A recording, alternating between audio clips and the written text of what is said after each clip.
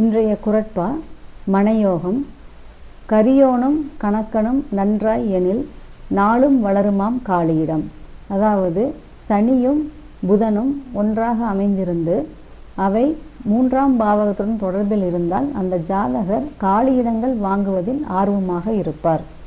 அதே போல கோச்சாரத்திலும் சனியுடன் புதன் இணைவு பெறு காலங்கள், தசாபுத்திகள் 3ஆம் பாவகம் மற்றும் 4ஆம் பாவகங்கள் அமையும் காலகட்டத்திலும் ஒரு ஜாதகர் காலியிடத்தை வாங்குவதில் ஆர்வம் காட்டுகிறார்.